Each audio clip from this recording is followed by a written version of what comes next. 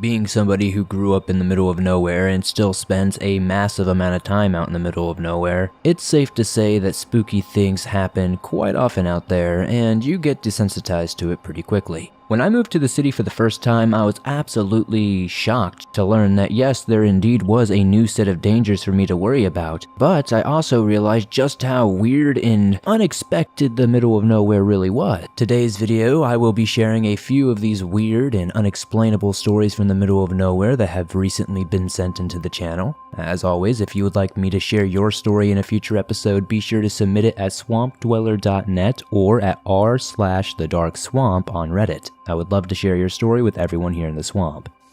Are you 50 or older, or are you close to someone that is? If so, listen up. If you're listening to this Gerber Life Guaranteed Life Insurance sponsorship ad, there's a good chance that you're alive. And if you're not, well, this may not be of interest to you. Now, I know what you're thinking. Life insurance? I'm gonna live forever. Death is what happens to other people. Well, for the sake of argument, let's assume you're wrong and that someday you won't be listening to podcasts anymore. I know, it's not easy to talk about, so I'll do the talking. If you're 50 plus and alive, or 50 to 75 in New York, you can apply for Gerber Life Guaranteed Life Insurance with guaranteed acceptance regardless of your health. And since this life insurance is guaranteed, you don't have to get a medical exam. In fact, you don't even have to fill out a health questionnaire. For a free quote, just visit GerberLifeFamily.com. Then when you stop, if you stop listening to these podcasts, your family can use the insurance money to help cover your final expenses or anything else. Your kids already inherited your ears, allergies, and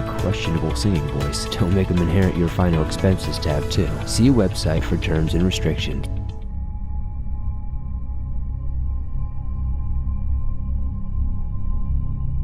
Middle of Nowhere Stalkers by Bunny Hop. In the early 2000s, my parents decided to leave Belfast, Ireland and travel to Canada and parts of South America before they settled and started a family back here. They left and went to Canada with only backpacks and a small amount of money, and both got cash-in-hand jobs in a bar in a small town while living out of a camper van. After a few months, they decided to start correctly traveling because they were now financially stable enough to, and off they set. They had a fantastic time and met many people who are now close family friends that still visit us a few times a year. Although most of their trip consisted of learning about indigenous culture, hiking, and meeting many new people, there was one strange thing they still cannot explain to this day. One night during the summer of 2004, they were driving down some country lanes, miles from any civilization, trying to find somewhere to park up for the night and camp. They had seen only 2 or 3 cars the entire night, so when they saw 2 small sets of headlights behind them, they found it quite strange but thought nothing of it. They continued to drive down the dirt road, but the headlights kept getting closer and closer until they were right up on the back of my parents' van. That's when my parents noticed they were 2 quad bikes. The 2 people began revving their engines and flashing their lights, causing my parents to slow down to an almost stop. As they did, the 2 quad bikes pulled over on either side of the van and gave my parents the signal to roll down the windows.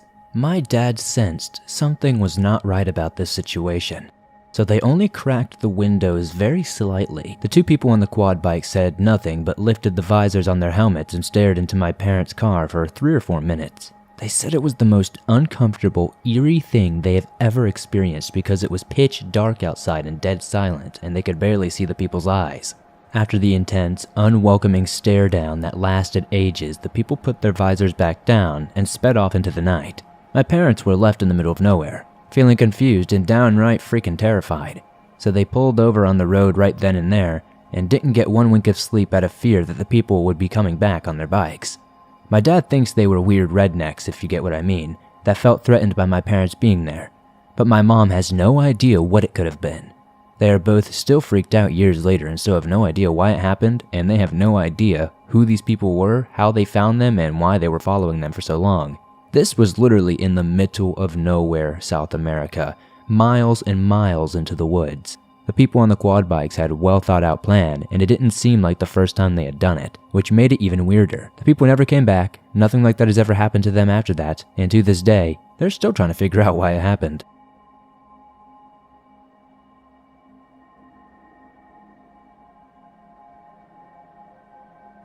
Home Invasion by Anonymous. This story happened sometime in the mid-1980s when my mom was a teenager in high school. My mother and aunt grew up in a farm in Central Florida that was relatively in the middle of nowhere at the time. We still live in this area, which is much more urbanized now, but at this point, it was primarily woods and farmland. My great-uncle, aunt, and cousins lived on that same property in another house, so they weren't necessarily alone.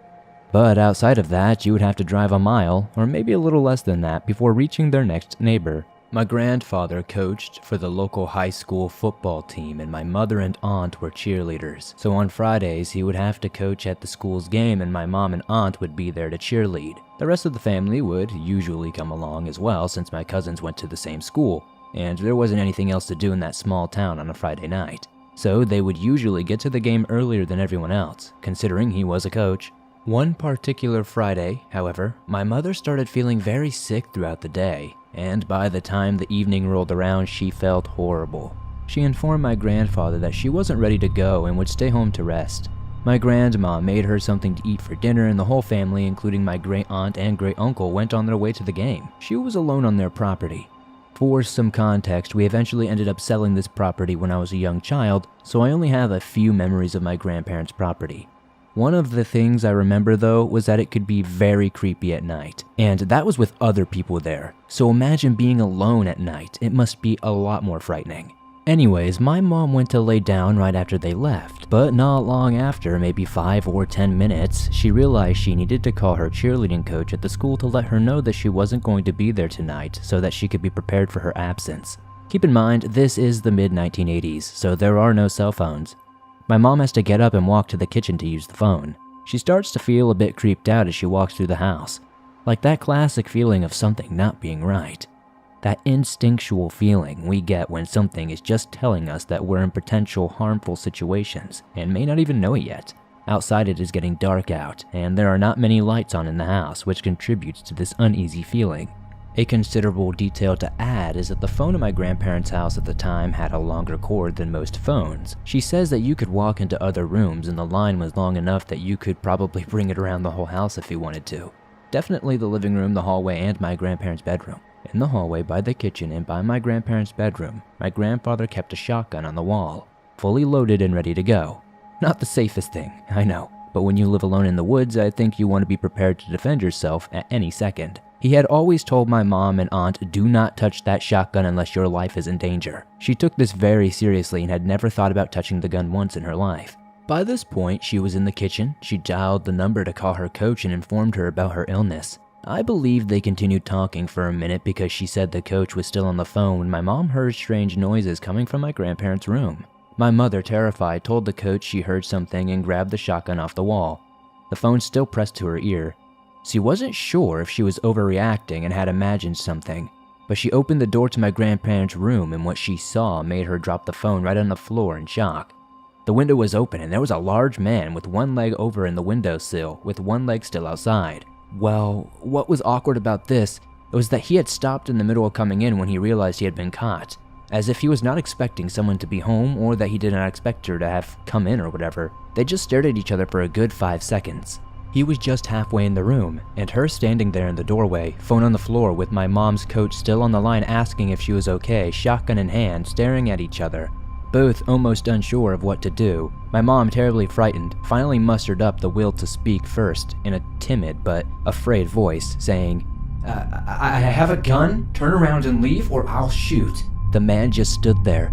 She said it was as if he was wondering whether she was bluffing. Finally, after what felt like hours of just staring at each other blankly, he suddenly swung his other leg in very fast and turned quickly like he was about to charge her. My mother, terrified with her hands shaking, fired the shotgun and hit him in the shoulder. The impact was so much that it knocked her back on the floor and sent the man directly out the window he had come in. Blood was everywhere around the window. She picked the phone back up sobbing, telling her coach to call the police to her house. Looking back, the man was running, clutching his shoulder, bleeding out all over their yard, running back into the woods behind their property. Keep in mind, he had just been shot in the shoulder with a shotgun, and it's not like it was a handgun or something. This dude immediately had gotten up like it was nothing and started hauling ass off into the woods. I don't know the exact order of what happened next, but the police eventually did get there. My grandparents hurried home shortly after that, and the police were still there. What was the most weird about this story was that the guy had left a trail of blood as he fled the property that went into the woods. The police investigated it and found that it continued into the forest and then eventually just stopped. There was nobody there or anything like that. The blood just stopped, and they never caught the guy. I think it's bizarre because she had shot him in his upper torso with a shotgun, and the room window looked like a horror movie scene. There was so much blood. How he got away apparently alive and so quickly without the cops catching up to him is quite odd.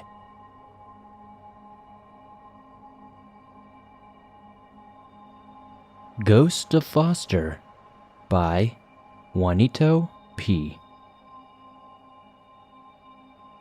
I'm a senior at a small liberal arts college in central Maine.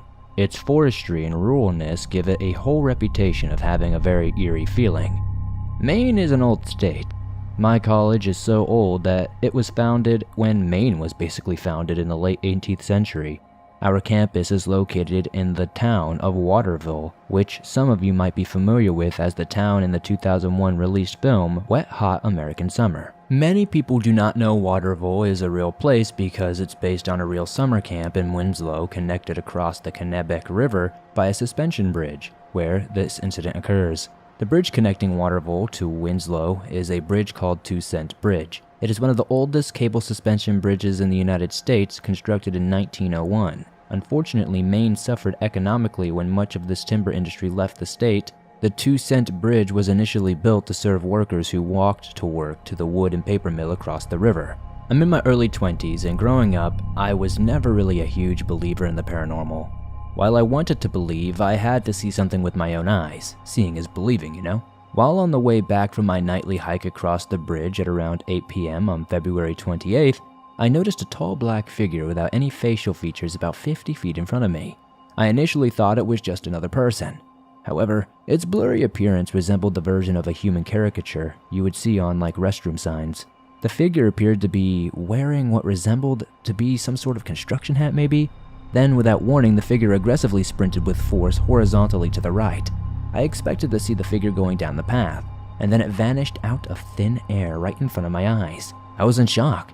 It was one of the most disturbing things I had ever witnessed. To give you some perspective on how skeptical I was about the paranormal, I sat on the ground for 30 minutes afterward, repeating to myself, "I'll be damned. I was wrong." After researching the area, I eventually named the figure Foster. Moses Foster was the mayor of Waterville in the 1800s who built the city hall and the railroad bridge next to the 2 Cent Bridge. Both were vital to the town's economy. However, the economy of Waterville still suffered. There was a dorm at a nearby New Hampshire boarding school I attended named Foster as well. I can't confirm that this was related to that. However, public records say he was a Maine and New Hampshire merchant. I want to say I'm not scared to go back to that bridge. I am interested in a career in law enforcement, and the people who can actually hurt you are a little bit scarier than the ghost in my opinion, but I still have respect for the paranormal regardless.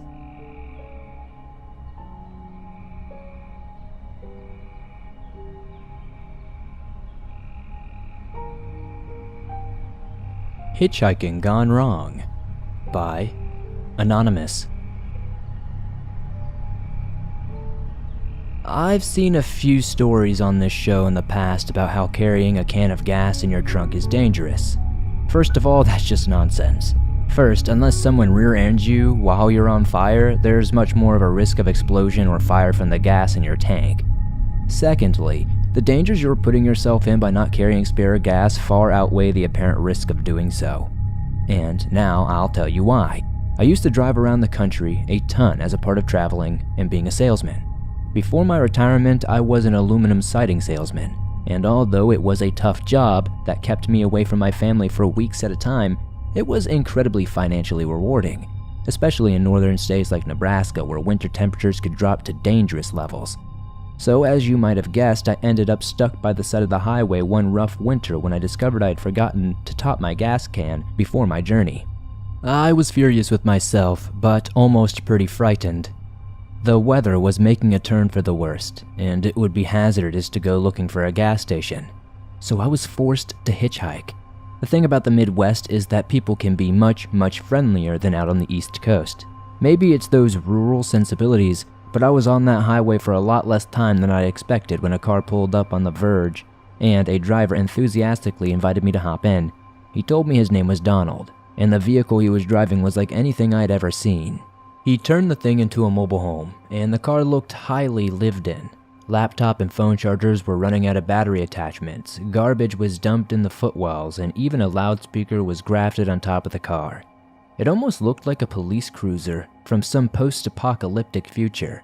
Anyway, I climbed into this guy's car and explained that I needed him to drive me to the nearest gas station if possible so I could get back on the road. In a raspy, gravelly voice, he agrees to help me out, and we are on our way. But as soon as we are back on the highway, he starts asking me probing questions about my life and job. When I tell him I'm an aluminum siding salesman, he starts accusing me of trying to trick sweet old ladies out of their pensions for paneling that would have them freezing to death in the winter. Now obviously I took serious offense to this. I wasn't some vulture who preyed on the weak. I took pride in my work, even if it wasn't what I dreamt of doing when I was a kid. Donald backed off a little bit at this point and grumbled an apology through gritted teeth. He told me he'd met many bad people in his life, how he didn't mean anything by it, and how he was glad I was one of the good guys. We dodged this conversational bullet when a gas station finally came into view. Donald pulled off the road where I hopped out and headed over to grab a spare gas can. At first, I figured he might drive off on me, and I silently prepared myself that to be the case. Only, he didn't. He stayed, just as he said he would. Yet, as I'm walking back over to Donald's vehicle, something catches my eye that has my heart racing. I can see a flame inside the car. Small enough to be from a cigarette lighter, but still alarming. Given that he's using a lighter in a goddamn gas station, do you really want to talk about serious dangers? There's one right there. I crack the car door and I'm about to ask him what he's thinking when I see exactly what he's doing with the lighter. Donald was burning his hair. "What the hell are you doing, man?" I remember asking him in total and utter confusion. "Saves money on the haircuts," he replied. But here's the thing. I could hear the pain in his voice as the flames reached the scalp and fizzled out. "Besides, you gotta get it nice and hot when you're feathering it, brother."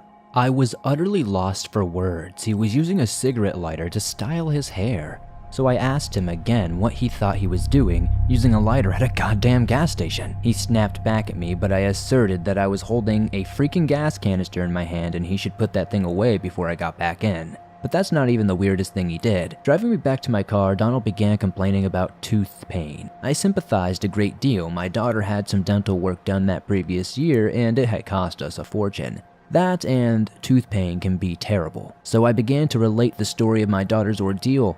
That's when he began to growl and pull over to the side of the road. He seemed furious, and at first I was worried he would try to kick me out of the car, right then and there on the side of this icy highway. But I could never have anticipated what he did next. Donald reached under the driver's seat and pulled out one of the biggest freaking hunting knives I had ever seen in my life. He looked at me, holding the thing tight in his grip, and gave me a wolfish grin. I'm not embarrassed to admit that I was terrified. The guy wasn't playing with a full deck if you're catching my meaning, and I slowly prepared to throw myself out of the passenger side if he went for me with the blade. But he didn't. Instead, Donald put the knife into his mouth and I heard the sharp edge grind against one of his teeth as he bit down on it. I remember desperately wanting to ask him what he was doing, but the words just wouldn't come out. So all I could do was watch as a few drops of blood suddenly bubbled between his lips and ran down his chin. He was ripping his goddamn tooth out with the knife blade. It was horrific, and in the end I couldn't bring myself to watch as he grunted and growled, his raspy voice grinding in agony as he dislodged a tooth with a sickening crunch. As I said, I wasn't watching, but I listened as he spat the broken tooth into his palm, rolled down the window, and tossed it onto the highway. "You could have saved a few dollars on your daughter like that, brother," he said, in between spitting out mouthfuls of blood through the open driver's door window. Again, I couldn't find the words. I was utterly just left in shock and disbelief at what I had been witnessing. Luckily, we rolled up to my gasless car not long after, and as promised, David slowed to a stop and let me out, which helped me get back on the road. I thanked him genuinely, and all he did was let out his horrifying gravelly laugh. It sounded genuinely evil, but I don't think he was meaning any harm. He was just manic. I still think about Donald sometimes and wonder how he's doing, if he still lives in that car performing self-surgery. But on that off chance he comes across this story somehow, thanks Donald, but please get some help.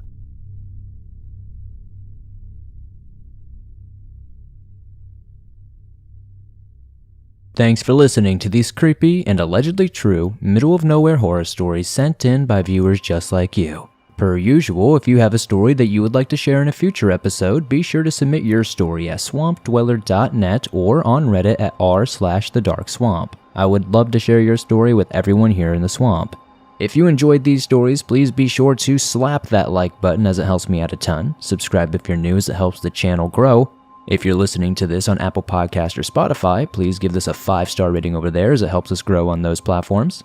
Be sure to comment your favorite story tonight. I know it's always hard to pick one, but it lets me know what stories I should focus on more in the future. If you're on the go, but don't have YouTube Premium, but still want to download and listen to your favorite Swamp Dweller scary stories no matter where you are, you can download them absolutely free from Spotify, Google Podcast, Apple Podcast, and pretty much anywhere else you find your favorite podcast online. Be sure to join me across the internet on TikTok, Instagram, Facebook, all those good places, and I'll see you all soon with another creepy episode.